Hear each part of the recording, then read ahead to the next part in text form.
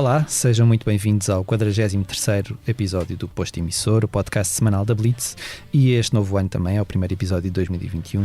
A data é 14 de janeiro de 2021, véspera de um novo confinamento, e para compensar todo este pessimismo, aqui estamos em muito boa companhia. O meu nome é Mário Riviera e falo-vos do nosso estúdio em Passos de Arcos. Além do nosso convidado, que está aqui comigo do outro lado do acrílico, tenho em linha, a partir de casa, bem confinada, a minha colega Lia Pereira. Lia, está tudo ok por aí? Está tudo bem, obrigada. Bom dia, Mário, bom dia, David. Estou aqui a apanhar solzinho nas costas então para ver se a conta da eletricidade não dispara muito. Era isso que eu ia perguntar, se tinhas o aquecedor a bombar, mas já percebi que não Exato. É preciso. O percurso do nosso convidado esta semana, a brincar, já vai longo. Ouvimos-lo pela primeira vez no longínquo ano de 2005, com 3 bonitas canções reunidas num EP com muitos números no título. 16 anos envolvidos é a letra N, que ganha importância num álbum que foi desvendado aos poucos ao longo do último ano e que se transformou numa das edições mais aplaudidas da fase final de 2020.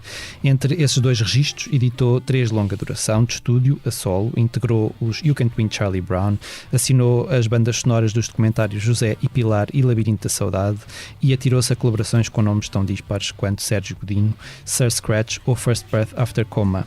Falo do David Santos, que os nossos ouvintes melhor conhecerão como Noiserve. Bem-vindo, David. Obrigado, bom dia. Está tudo bem por aí? Tudo, acho que sim. Desse lado do acrílico, sim.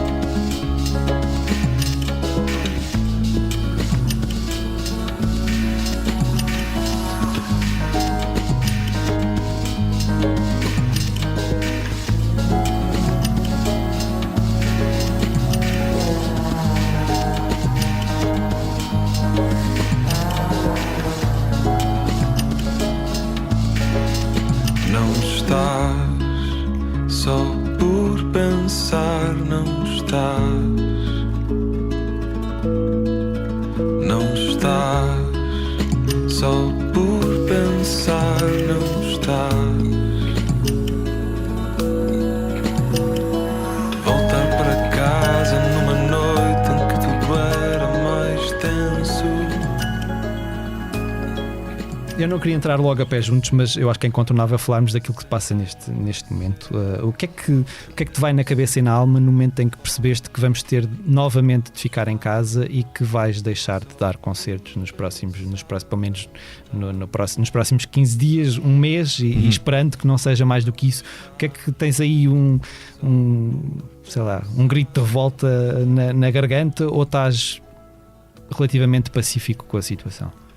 Eu acho que estou relativamente pacífico, porque ao fim de um ano, numa situação mais ou menos sempre semelhante, em que às vezes abre um bocadinho e é permitido fazer alguns concertos, e eu fiz bastantes dentro daquilo que foi possível com o lançamento do disco, mas acho que era fácil perceber que seria inevitável chegar a este lugar outra vez, e acho que pessoalmente não ganho muito em estar sempre, não é questão de estar revoltado ou não, mas entrar num autoqueixume sobre a situação. Acho que é uma coisa que ninguém controla.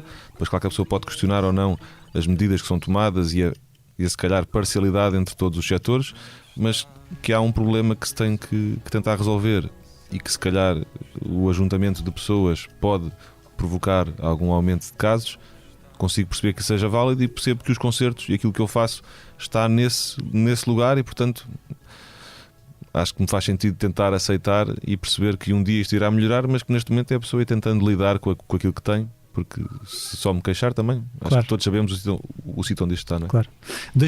Na verdade, em 2020 foste mantendo muito presente, foste editando canções e vídeos ao longo do ano, e depois no final do ano tiveste o teu álbum, e depois ainda chegaste a dar vários concertos.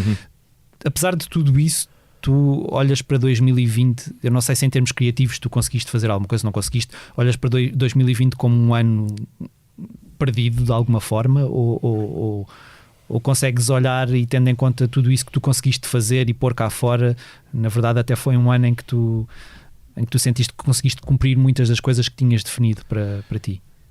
Assim, eu acho que na perspectiva de um lançamento eu cumpri as coisas todas que me tinha proposto fazer. Acho que da minha experiência dos outros discos que fui lançando, claro que o lançamento de um disco felizmente leva sempre a que existam muitos concertos, e desta vez eu até me sinto ligeiramente privilegiado em ter conseguido fazer os 12 concertos que fiz em outubro e novembro, porque de repente toquei todos os fins de semana outra vez. Mas se calhar no disco anterior e no outro anterior, se calhar neste momento estaria ainda num registro de tocar praticamente todos os fins de semana desde o dia em que o disco saiu. Ou até que tinhas começado antes, se calhar, não é? Na verdade. Sim, na altura, eu por acaso acho que... Tinhas festivais marcados, por exemplo? Sim, tinha alguns que podiam ser quase como que uma pré-amostra daquilo que o disco seria, que o disco vinha a ser, portanto, a apresentar pela primeira vez algumas músicas no conceito do disco novo. Portanto, essas coisas todas não aconteceram. Mas acho que na coisa principal, que era o disco que eu tinha feito, e no planeamento que eu tinha feito em novembro do ano anterior, da ideia de lançar um vídeo por mês, de conseguir perceber que isso se calhar daria a cada uma das músicas mais tempo do que se tudo saísse ao mesmo tempo, eu acho que essas coisas foram acontecendo. Agora, se calhar, se o disco, em vez de ter saído em setembro, tivesse saído em março, e tal como muitos amigos meus, em que o disco saiu em março, de repente não há lançamentos e parece que o disco se torna antigo antes de quer, na verdade, ter sido apresentado às pessoas, se calhar aí podia dar-te outra resposta, não é? Mas eu acho que dentro de toda a situação até tive mais ou menos sorte nos timings que fui decidindo. Portanto, sei que não foi como poderia ter sido, mas não vejo como um ano perdido. Em termos criativos, também se junta de duas formas. Eu vou sempre fazendo muitas coisas paralelas em relação tipo, ao disco No É Zero, portanto, muitas colaborações de bandas sonoras, de coisas, e nesse campo eu acho que estive menos criativo. Parece que as coisas não me saíram tão bem, mas como eu tinha um disco feito e tinha verdadeiramente coisas mais logísticas para tratar dos próprios vídeos, de tudo aquilo que está relacionado com cada um dos lançamentos mensais, eu fui fazendo essa parte. Mas criativamente 2020 será o ano deste disco, mas não vai haver um disco que eu te diga que compus neste ano, porque criativamente eu acho que foi mais vazio do que os outros anos. Mas é um ano que ficará marcado por um disco que saiu, não é? E tu achas que um eventual disco que venha a seguir vai ser muito inspirado por toda esta situação, ou achas que quando isto passar, quando passar, se passar efetivamente de uma forma mais, se voltarmos àquele normal, que tens aí canções em ti que vão sair com base nesta situação meio estranha? Ou... Assim, eu acho que numa letra ou numa música eu abordar a questão pandemia, eu acho que isso nunca vai acontecer. Inconscientemente, se calhar toda esta situação poderá ter mudado alguma coisa. Não acredito que tenha mudado muito, porque também, quer dizer, se isto durar mais 5 ou 6 anos, se calhar sim, né? Mas um ano é esta questão. Se calhar a pessoa pode conscientemente tentar valorizar mais as coisas que vai tendo e não tendo, e isso pode estar num tema de um outro disco, mas nunca concreto. Ou seja, mesmo que isso possa de alguma forma influenciar, acho que quem ouvir não vai perceber, porque eu não vou falar em 2020 estávamos nesta situação. Portanto, isso nunca vai acontecer. Portanto, a nossa vida toda influencia a vida toda a seguir, e dessa forma estará lá, mas nunca de uma forma concreta. Lia. David, e como é que encaras a probabilidade de 2021 voltar a ser um ano sem festivais de verão, com menos concertos? Está a ser difícil aguentar a situação financeiramente falando? Assim como eu disse, eu tive a sorte de fazer aqueles 12 concertos que conseguiram equilibrar mais ou menos um bocadinho as contas do ano, que estava todo numa situação diferente, não é? Eu acho que, como estava a responder na primeira pergunta, eu gosto de não tentar imaginar a pior perspectiva. Acho que a questão dos concertos de verão, para mim e enquanto também espectador, é tão importante o facto de tocar e a questão financeira, mas também enquanto espectador, o bom que isso me dá a mim enquanto convívio com pessoas. Portanto, prefiro não imaginar que vamos passar mais um ano dessa forma. Acredito que se calhar o verão poderá estar um bocadinho em causa de novo, e quando digo verão falo dessas questões todas dos festivais de verão, mas não sei, neste momento acho que os concertos que tive no ano passado equilibraram verdadeiramente as contas que eu poderia ter ou não ter. Um disco também é uma coisa que tem um custo elevado sempre.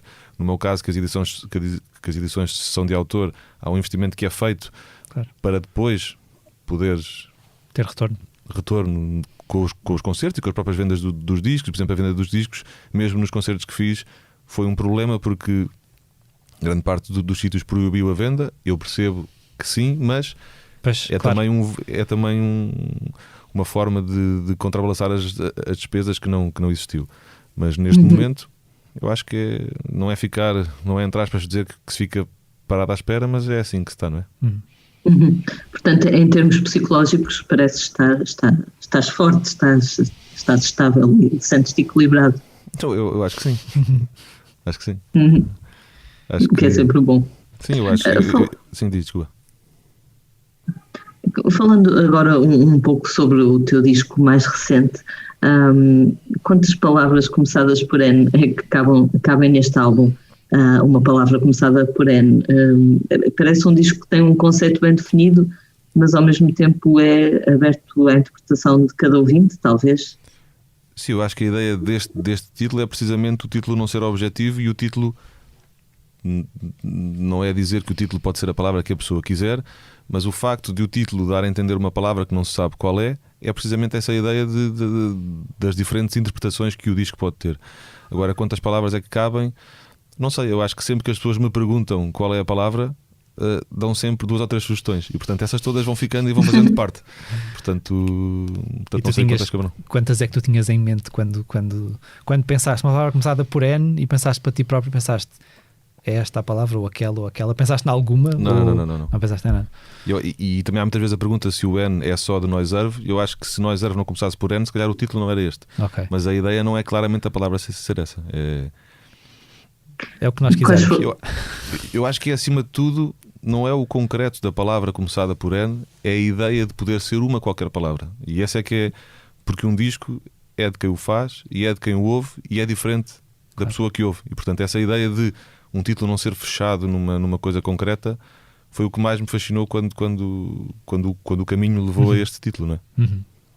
Quais foram as ideias mais engraçadas ou mais inesperadas que alguém já te disse dessas palavras, sugestões por parte? Isso nem sei. Eu acho que nada é uma que me fala muitas vezes, mas com a ideia de se o disco é um vazio, se não é. Mas há pessoas também. Eu acho que na altura em que o disco saiu, até houve uma vez qualquer que eu fiz, ou no Facebook ou no Instagram, já não sei. Acho que era um género de uma pergunta, e as pessoas tinham que. Acho que era a melhor frase, só com palavras começadas por N, ganhavam um bilhete para um concerto, acho eu. E houve pessoas que conseguiram fazer frases com 10 palavras só começadas por N. Portanto, sem nenhum palavrão. Eu estava a pensar aqui em algum palavrão começado por N, mas não estou assim à cabeça, não me vem nenhum. Mas portanto não te sei dizer porque não reuni, mas se calhar se um dia pensar nisso, ou se for rever as coisas que me mandaram, posso fazer uma lista de palavras começadas por N, mas não retive nenhuma como a principal. Lembrei-me daquela uma música muito pequenina no primeiro disco dos Ornatos, que é a letra S, que na altura também lembro-me que, pronto, entre quem ouvia o disco também gerava alguma discussão, alguma conversa, porque a letra é: matei o monstro da monogamia e a minha vida parou na letra S. E ficava só assim.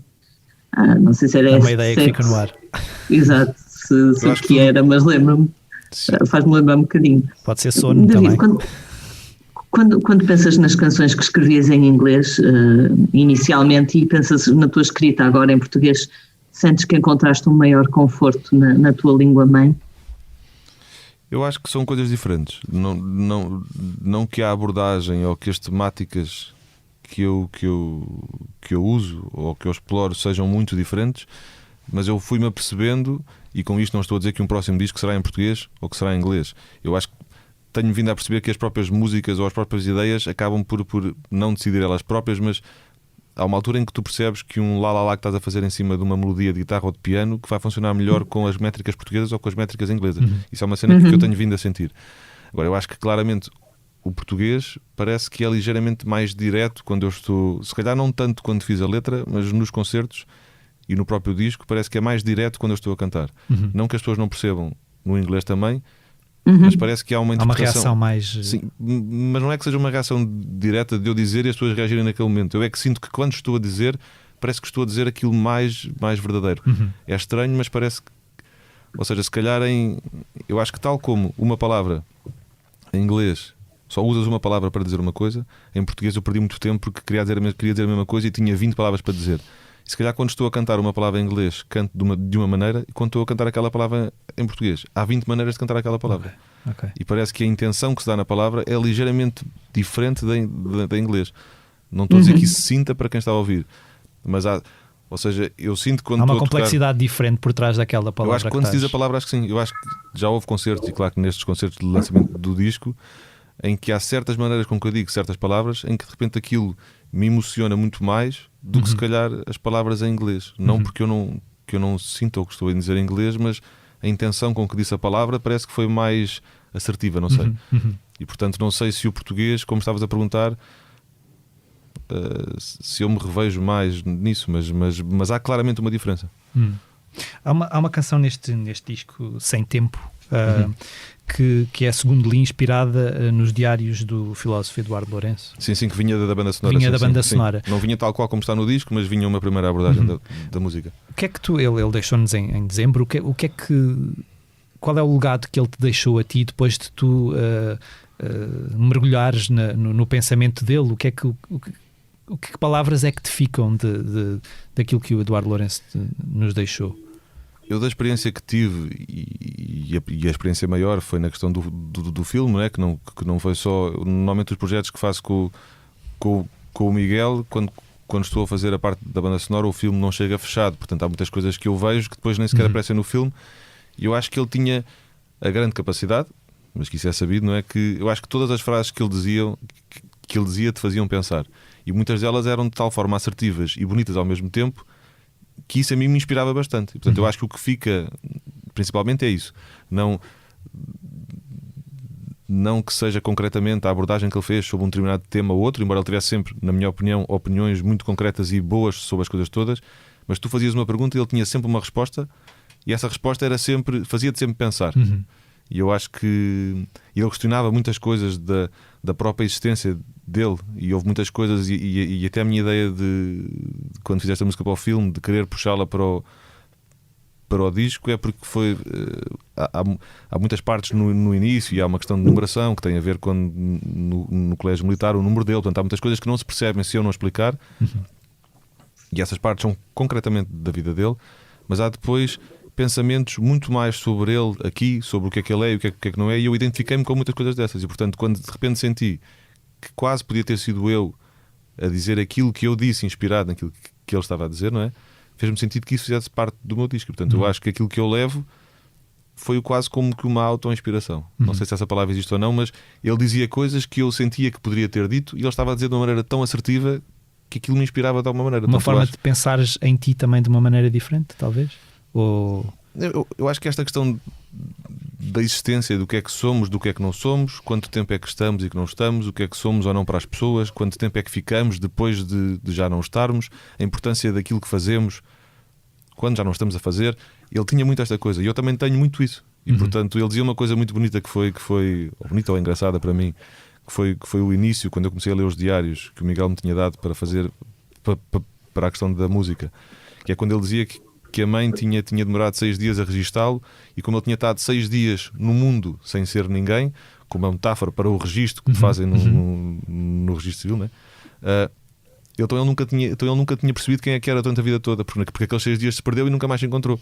E eu achei aquilo bonito. E portanto é essa dinâmica do que é que somos, do que é que não somos, se somos se somos aquilo que os outros acham de nós. Toda uma metáfora ou uma visão filosófica de nós próprios que ele tinha e que eu me identifiquei ligeiramente, ou muito, e portanto acho que é isso que ganho, que levo a maioria.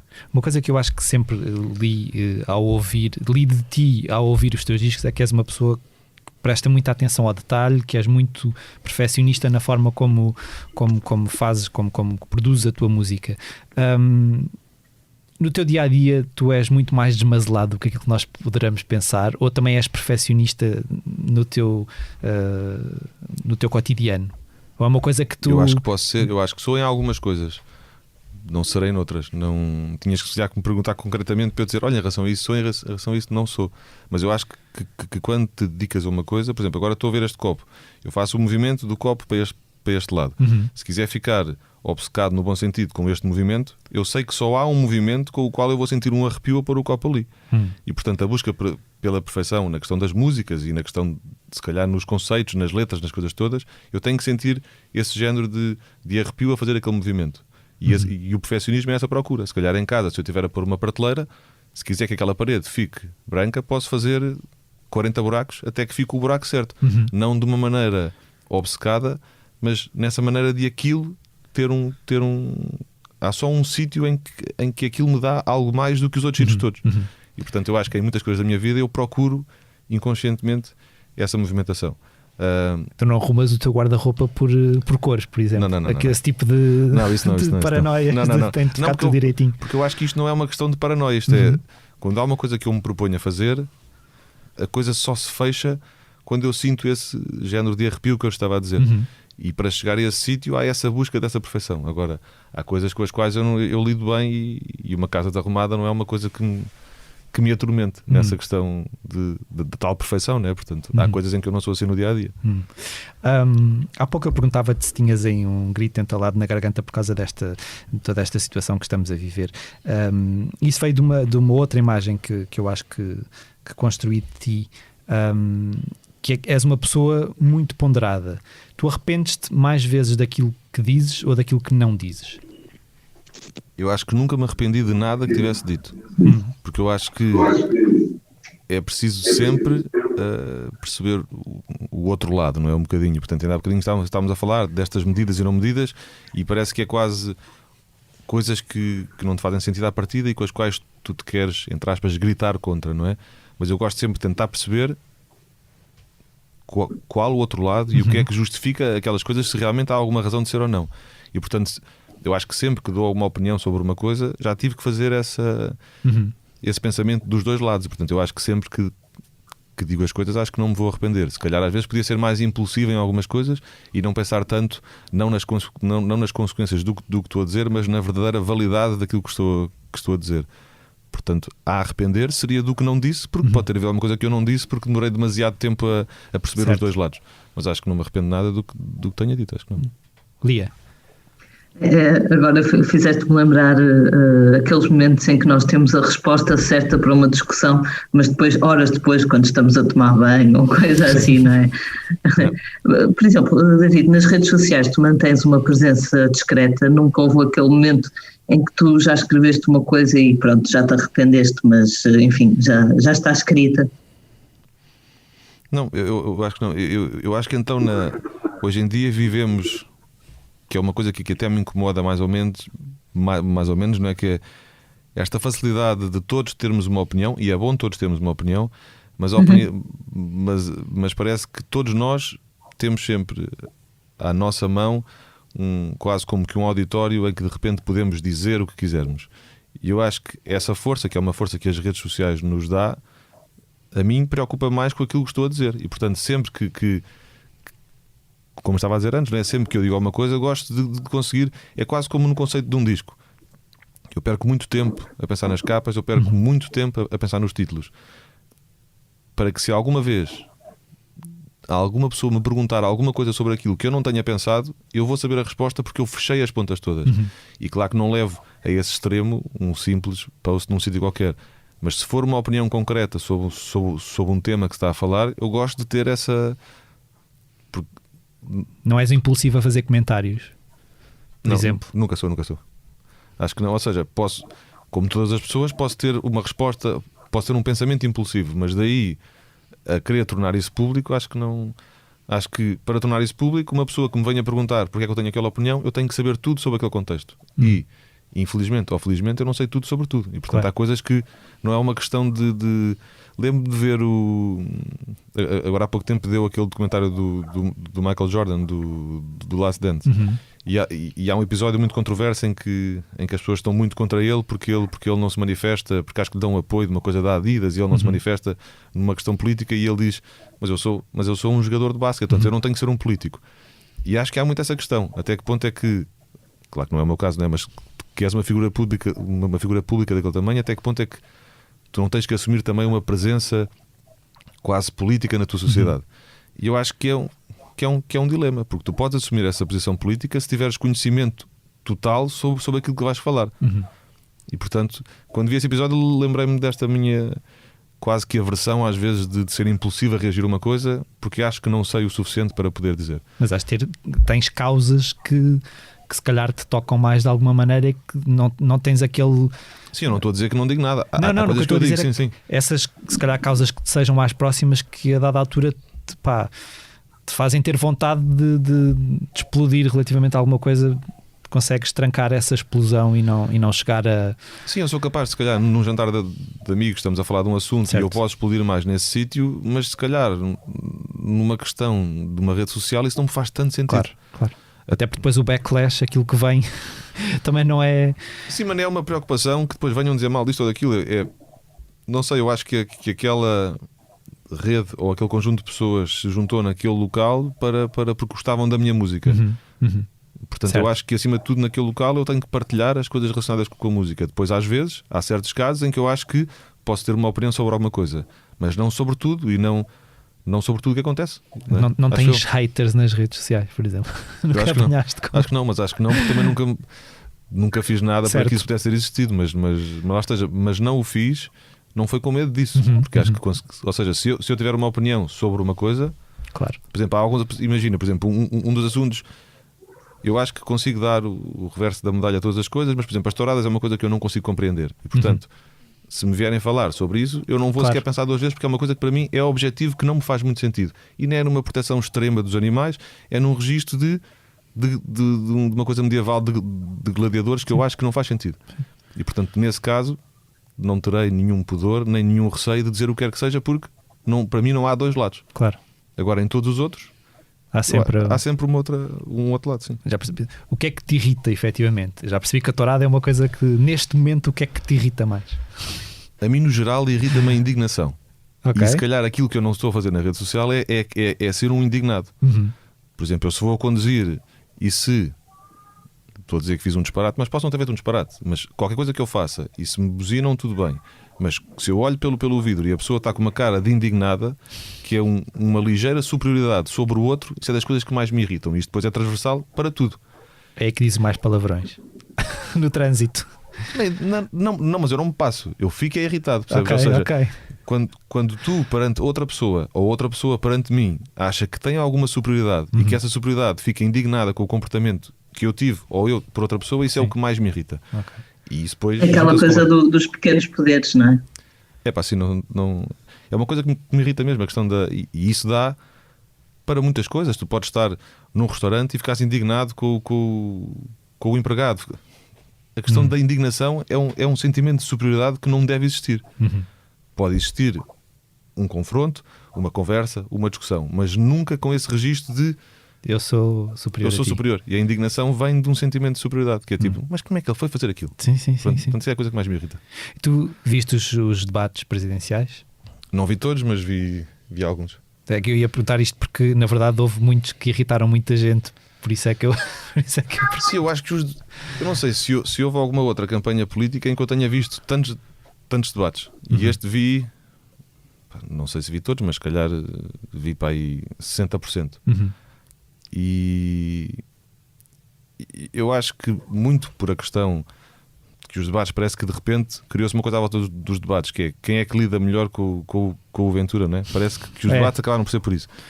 E isso acabou por se calhar estragar a essência do que era o debate, que é, eu pela primeira vez vi o maior número de debates e eu continuo sem perceber de todos os candidatos, primeiro, o que é que eles defendem ou não defendem, e não consigo perceber em qual é que eu votaria.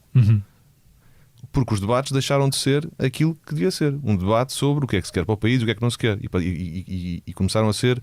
Foram muito vazios, não é? Na verdade, foi uma troca de galhardetes. Sim. E pronto. E uma troca de galhardetes sem pergunta e resposta. Portanto, cada um mandava contra o outro e o outro mandava contra ele outras coisas completamente diferentes. E portanto, não é que os debates me tenham irritado, eu achei os debates inúteis só. Não totalmente, ou seja, houve alguns momentos em que se percebeu um bocadinho a essência de cada uma das pessoas, mas acho que não foram bem aquilo que deve ser um debate, pois. David, como é que lidas com esta polarização do discurso político, da conversa sobre os extremismos, da esquerda à direita, e de uma certa batalha campal em que isto se está a tornar? Eu acho que o conceito de democracia é precisamente haver palavra para todos, não é? E havia um debate qualquer em que alguém dizia se a Constituição... E nesta questão dos extremos, não é? Se foi legal os partidos existirem, então têm que ter a mesma certo. Palavra que os outros. Agora, eu acho que isso não é só em Portugal, eu acho que na Europa toda e no mundo todo, e há tantos casos, o Trump, o Bolsonaro, não é? Tipo em França, há muitos casos em que a dita extrema-direita, num registro mais xenófobo contra aqueles que não são os do país de origem, não é? Isso é uma coisa que não está só a acontecer em Portugal, que está a acontecer em todo lado. E portanto acho que não conseguimos, ou não consigo concluir porque é que isso acontece, ou ter uma opinião concreta de porque é que isso acontece em Portugal, porque está a acontecer em todo lado. Isto é uma coisa transversal a diferenças sociais, a diferenças económicas, e portanto é isso que está a levar e a há este muita ponto. indignação, o que estavas a dizer há bocado, não é? As pessoas... Sim, porque há muito sentimento de superioridade perante o outro. Mesmo estas questões todas que tudo se juntam, não é? Também, claro que sim, não é? De racismo e não racismo, é tudo uma superioridade que uma raça ou que um tipo de pessoas, porque eu acredito quase que há racismo entre os brancos também, não é? Ou racismo entre os próprios pretos, portanto, ou outras coisas, etnias, sim. ou outras etnias, que é sempre o sentimento de superioridade. E portanto é isso que eu acho que isso vem, e a indignação é isso que estamos a dizer. Portanto, eu acho que esse é o problema principal. Agora, como é que ele lida? Eu acho que, não sei, eu acho que existe ainda um nível elevado de bom senso em grande parte das pessoas. E portanto acredito que pelo menos em Portugal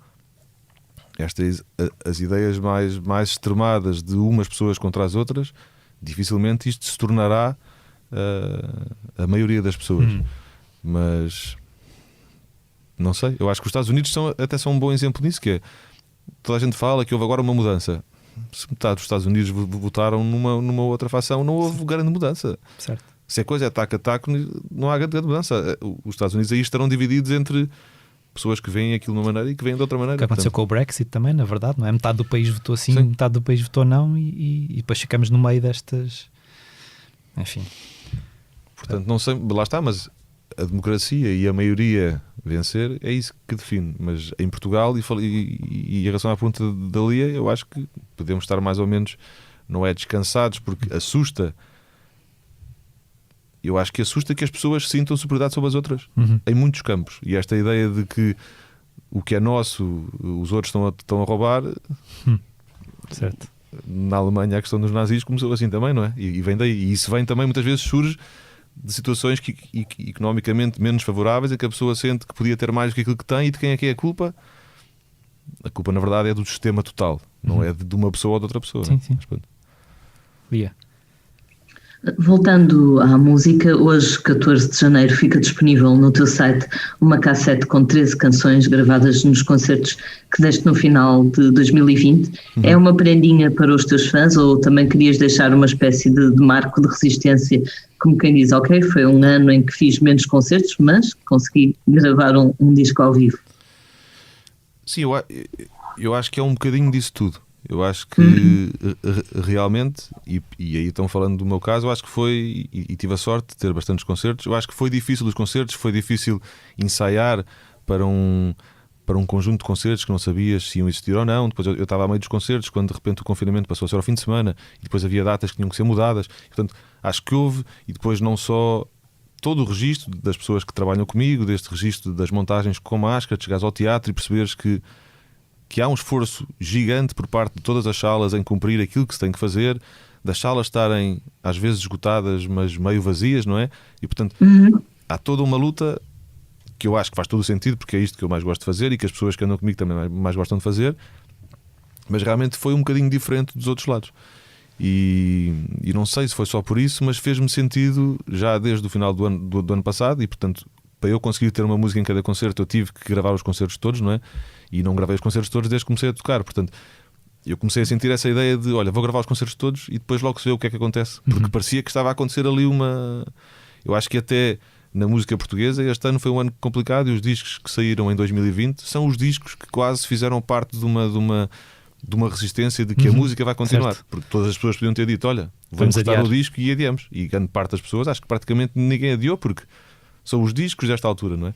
E portanto isto não sei se é só para simbolizar isso, mas também é um bocadinho isso, porque realmente houve eu dediquei-me bastante, lá está, não só eu, mas as pessoas que fazem comigo as luzes do espetáculo, o próprio Cubo, o Miguel que faz o som, as pessoas todas se dedicaram a isto, independentemente dos concertos poderem acontecer ou não. Portanto, eu acho que isso este momento é todo quase como um agradecimento e um resumo disso que se passou. Portanto, acho que tens razão na pergunta. Eu alonguei-me muito, mas disse que sim, não é?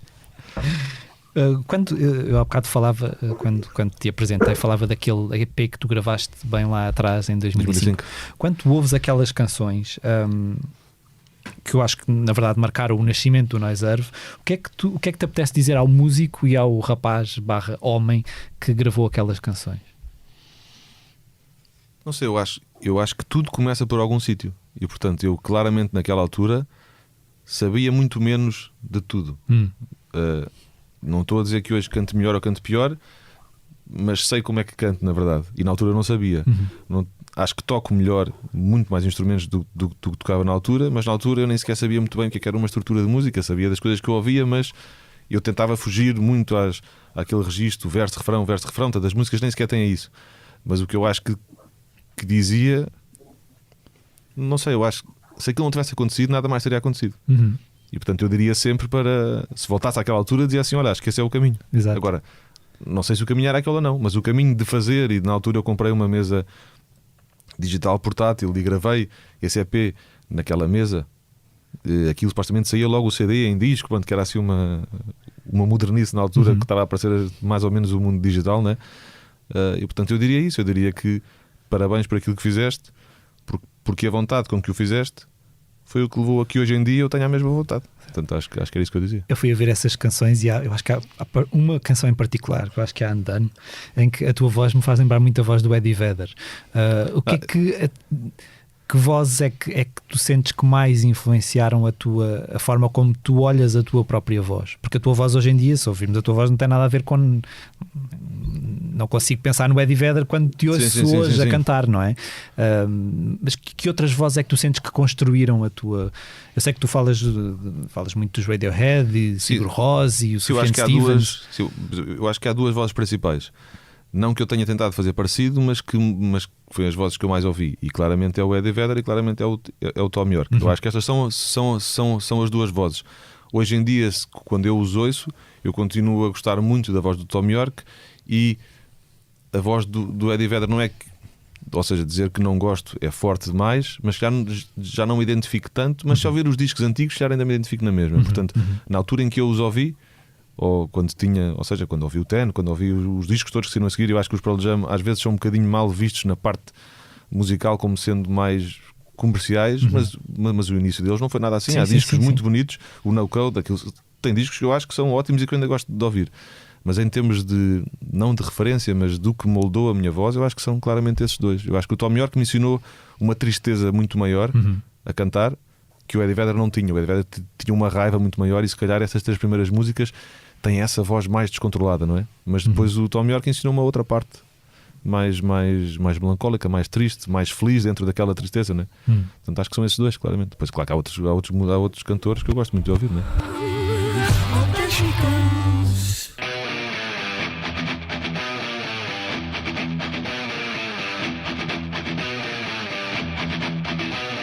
No son of mine will ever do the work of villains, the will of fools. If you believe it must be true. No son of mine, no son of mine. Abrimos este próximo segmento do Posto Emissor, o do assunto da semana, com música nova dos Foo Fighters, porque a banda de Dave Grohl, à semelhança dos Red Hot Chili Peppers, Strokes, Foles, Cardi B, Post Malone ou Travis Scott, tem um nome inscrito no cartaz de festivais portugueses. Ontem houve novidades sobre o destino dos concertos marcados para as próximas semanas, mas sabemos também que haverá em breve uma reunião dos promotores de espetáculos com a Ministra da Cultura. Lia, quais é que são as certezas e as grandes dúvidas neste momento? Bem, a única grande certeza em relação à cultura parece ser mesmo uma enorme incerteza. Como todos já devemos saber por esta altura, a partir desta data ou a partir de amanhã, dia 15, e pelo menos durante 15 dias, todos estaremos sujeitos ao dever de recolhimento domiciliário. A grande maioria do comércio estará encerrada, incluindo ginásios e cabeleireiros, numa situação provocada naturalmente pela pandemia de Covid-19 e em quase tudo semelhante à que vivemos em março e abril do ano passado. Desta vez as escolas ficam abertas, mas os estabelecimentos culturais fecham, o que significa que todos os concertos marcados para as próximas semanas, e eram bastantes, ficam sem efeito. Até agora Portugal, e ainda falávamos disto outro dia com o Tiger Man aqui no Posto Emissor, Portugal era um dos poucos países da Europa que ainda mantinha teatros e outras salas abertas, realizando concertos e outros espetáculos com a devida lotação e o distanciamento recomendado. Agora essa bolha rebentou e, pelo menos até ao final de janeiro, não há música ao vivo em Portugal. Em blitz.pt podem encontrar uma lista dos concertos que, por enquanto, ficam sem efeito. Entretanto, a reunião que estava prevista dos promotores de espetáculos com a Ministra da Cultura ainda não aconteceu, mas Álvaro Covões já veio dizer que o setor precisa de uma bazuca de apoios. Estamos a viver uma crise sem precedentes no nosso setor, disse o homem forte da Everything is New, referindo que em 2020 registrou uma quebra na faturação de 80%. Álvaro Covões é também um dos membros da APEF, a associação que reúne os promotores de espetáculos, segundo a qual, em 2020, se registaram perdas de 1,6 mil milhões de euros. Para esta quinta-feira, 14 de janeiro, está previsto o anúncio de novos apoios à cultura. David, como é que encaras esta situação? Estás otimista em relação aos novos apoios que vão ser anunciados hoje? Não te sei responder. Eu acho que nunca vai ser como poderia ter sido, e se o otimismo for nesse sentido, acho que não é muito fácil estar otimista. Se os apoios que poderão vir a existir podem de alguma forma colmatar todos os prejuízos, isso eu espero que sim, mas mais uma vez só depois de perceber o que é que irá existir, não é? Mas, portanto, em relação a esta situação já houve, e voltando àquilo que falámos antes, não é? Da questão da pessoa se revoltar, se não revoltar, já houve uma altura em que tentei ter mais opinião. Hoje em dia não é ficar num sentimento mais passivo em relação a isso, mas percebo que há uma situação maior que se tem que resolver. Acho que em relação ao que ele estava a dizer, e eu que tive a oportunidade de fazer estes concertos, não sei se não foi o sítio com maiores cuidados de higienização onde eu estive, foram as salas dos concertos precisamente. Uma pessoa vai a um supermercado e é muito, muito pior. As pessoas podem mexer, e eu não estou a dizer que não possam fazer isso, mas mexe-se livremente na fruta que se vai comprar, mexe-se livremente em todas as embalagens. Nos teatros, há uma altura em que depois do teatro ser todo desinfetado, eu não podia passar para a parte da bancada. Houve uma sala em concreto, que eu não lembro da sala, mas houve uma altura em que eu fui, em que atravessei a sala pelo meio para falar com o Miguel que me faz o som, e acho que poisei uma coisa numa das cadeiras, eles foram lá e desinfetaram a cadeira a seguir. Portanto, houve teatros que fizeram investimentos em máquinas para fazer toda a desinfecção, que eu não vejo isso acontecer, pelo menos quando estou, não é? Portanto, não quero ser injusto com os outros setores, não é? Mas acho que aí há claramente uma... se calhar Portugal ser dos poucos países, como o Tigerman tinha dito, não é? Que mantinha as salas abertas, se calhar também pode ter sido dos únicos que teve esse cuidado dessa forma. Portanto, parece um bocadinho injusto agora de repente as coisas poderem não ser valorizadas, porque eu acho que realmente, e não é por ser a parte que me toca, isso aconteceu mesmo assim. Agora percebo que há uma coisa maior que se tem que resolver, e a pessoa tem que tentar respeitar para que tudo se resolva, e para que depois, daqui se calhar não sei quanto tempo, porque nunca sabemos saber quanto tempo, tudo possa voltar a ser como era, não é? Portanto, em relação à pergunta, não tenho grandes otimismos, porque não sei como é que vai ser.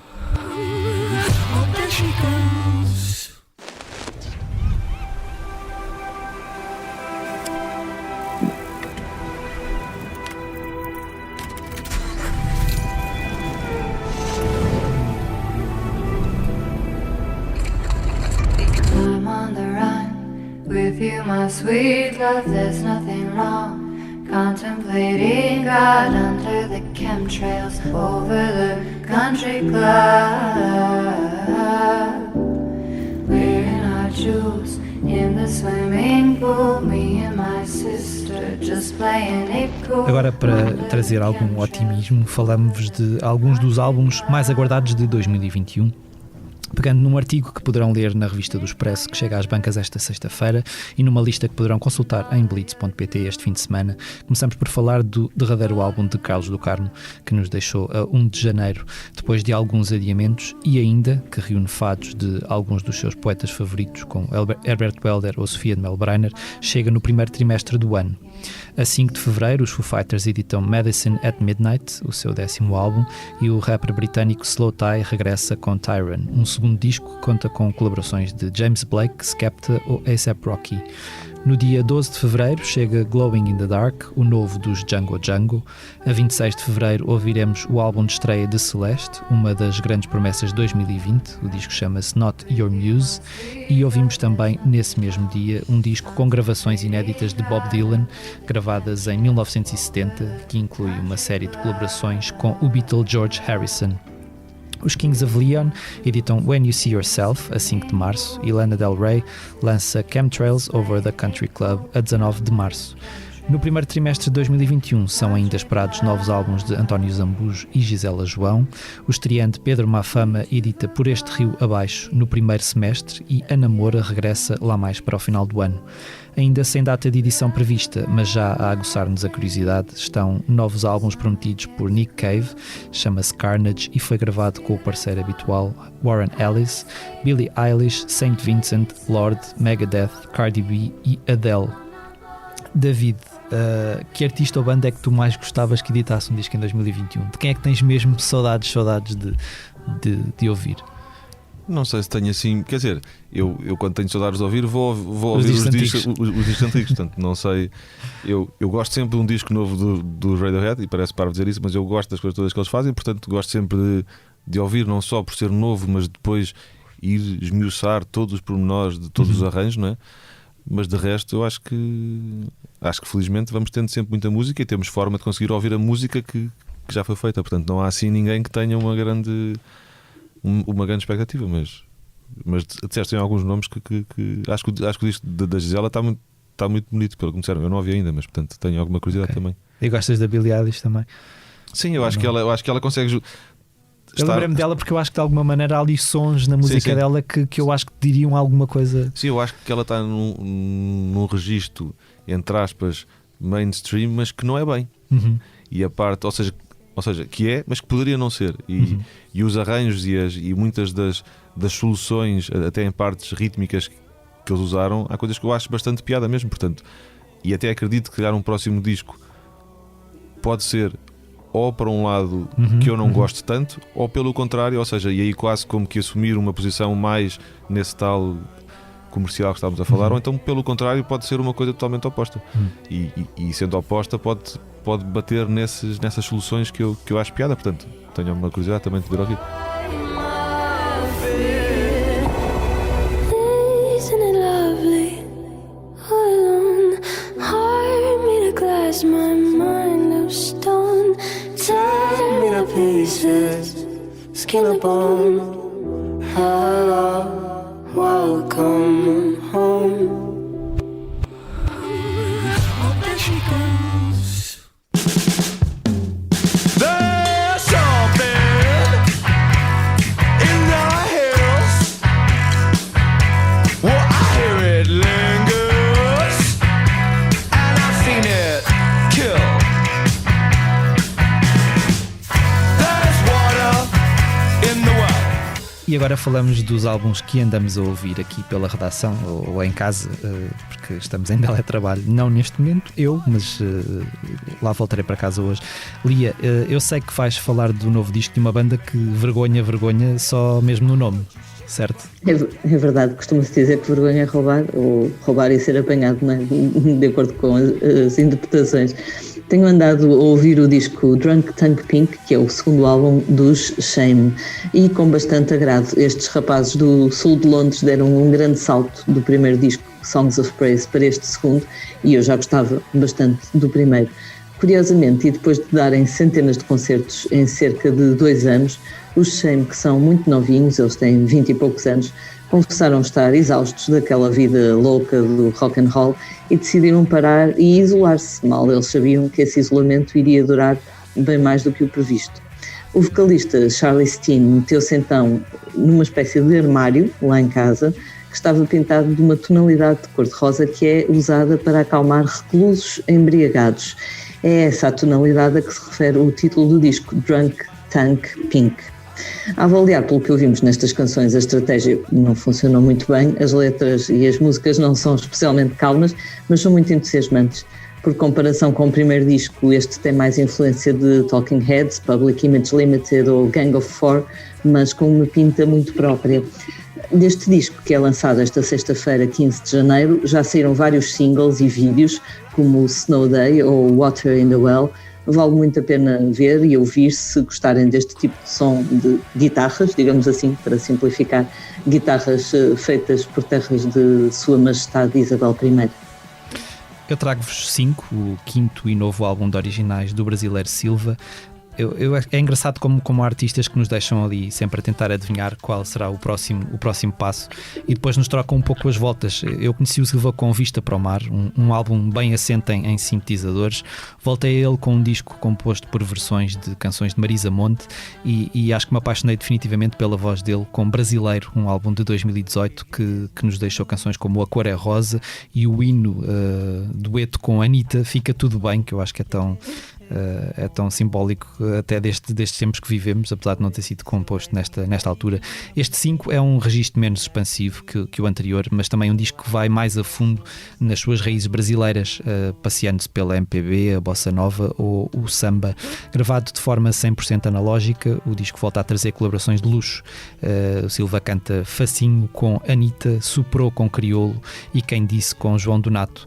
Além desses duetos, destaco o irrequieto Sorriso de Agogô, o Calor Tropical de Má Situação e um Pausa para a Solidão, que eu acho que também nos diz muito daquilo que sentimos neste momento. Poeira dos olhos, vem pra ver como nasceram os sonhos. O depois a gente faz é agora, não dá pra adiar. Tira essa poeira dos olhos, vem pra ver como nasceram os sonhos. O depois a gente faz é agora, não dá pra adiar. Eu vou cantar, subir. Oh, there she goes.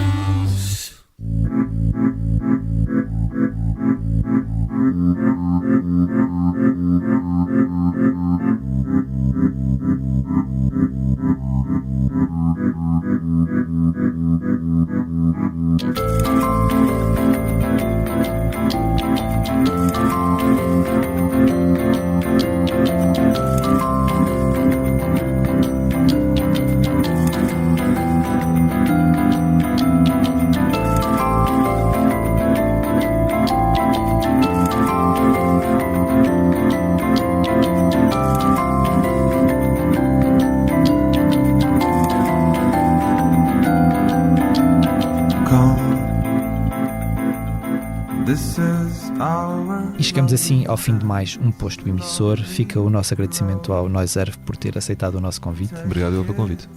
Esteve também neste Posto Emissor a jornalista Lia Pereira. Eu sou o Mário Rui Vieira. Os temas de abertura e conclusão são da autoria de Legendary Tigerman e a edição multimédia esteve a cargo de Ruben Tiago Pereira.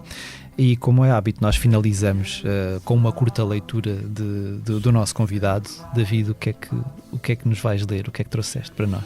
Eu com a ideia que vocês disseram que podia ser um poema ou podia ser uma letra de uma canção, que nem por isso deixa de ser um poema também, não é? Certo. E escolhi uma música que gosto muito do Manel Cruz, que se chama Canção da Canção Tão Triste, ou da Canção Triste só, não é tão, eu digo tão, mas não é tão. E queres que leia, né? Certo. Diz-me o porquê dessa canção tão triste, que me diz não vir de ninguém. De certo alguma coisa tu pediste a essa voz que tu não sabes de onde vem. Diz-me o porquê dessa canção tão triste me fazer sentir tão bem. De certo alguma coisa mais te disse a mesma voz que tu não dizes a ninguém. Eu sei que tudo ser em vão é triste, como é triste um homem morrer. Pergunta à voz se essa canção existe e se ela não souber, ninguém mais vai saber. Diz-me o porquê desta canção tão triste te fazer sentir tão bem. De certo, eu ouço a voz que tu ouviste, talvez tu saibas de onde vem.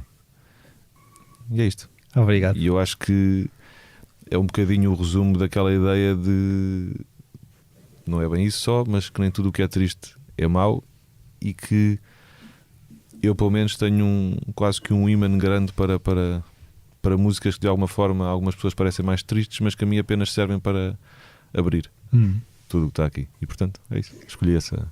E gosto muito do Manel Cruz também. Obrigado, David. Foi bastante emocionante, eu gosto muito desta canção, mas nunca tinha ouvido a letra assim, sem a música, não é? Declamada. Então é engraçado, dá uma perspectiva diferente. Obrigada, David. Obrigado.